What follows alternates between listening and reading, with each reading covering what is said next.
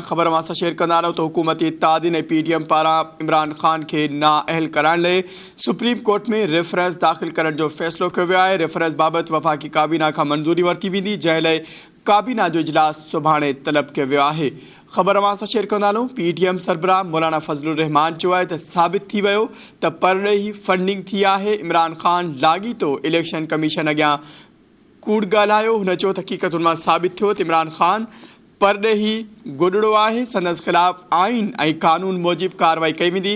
ख़बर मां हिकु ॿियर शेयर कंदा रहूं या ब्रेकिंग न्यूज़ नाज़रीन मां शेयर कंदा रहूं। हुकूमती इत्तेहादीन ऐं PTM पारां इमरान ख़ान के नाअहल कराइण लाइ सुप्रीम कोर्ट में रेफरेंस दाख़िल करण जो फ़ैसिलो कयो वियो आहे। रेफरेंस बाबति वफ़ाक़ी काबीना खां मंज़ूरी वरिती वेंदी, जंहिं लाइ काबीना जो इजलास सुभाणे तलब कयो वियो आहे। PTM सरबराह मौलाना फज़लुर रहमान चयो आहे त साबित थी वियो त परॾेही फंडिंग थी आहे।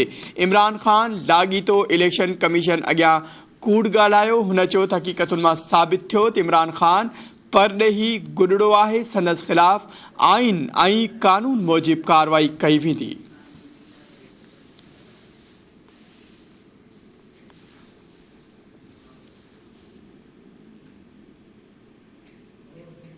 ख़बर नाज़रीन अवां सां हिकु ॿियर शेयर कंदा रहूं या ब्रेकिंग न्यूज़ अवां सां हिकु ॿियर शेयर कंदा रहूं। हुकूमती इत्तेहादीन ऐं PTM पारां इमरान ख़ान के नाअहल कराइण लाइ सुप्रीम कोर्ट में रेफरेंस दाख़िल करण जो फ़ैसिलो कयो वियो आहे। रेफरेंस बाबति वफ़ाक़ी काबीना खां मंज़ूरी वरिती वेंदी, जंहिं लाइ काबीना जो इजलास सुभाणे तलब कयो वियो आहे। PTM सरबराह मौलाना फज़लुर रहमान चयो आहे त साबित थी वियो त परॾेही फंडिंग थी आहे। इमरान ख़ान लाॻीतो इलेक्शन कमीशन अॻियां कूड़ ॻाल्हायो। हुन चयो त हक़ीक़तुनि मां साबित थियो त इमरान ख़ान परॾेही गुॾड़ो आहे। संदसि ख़िलाफ़ आइन ऐं कानून मूजिब कार्रवाई कई वेंदी।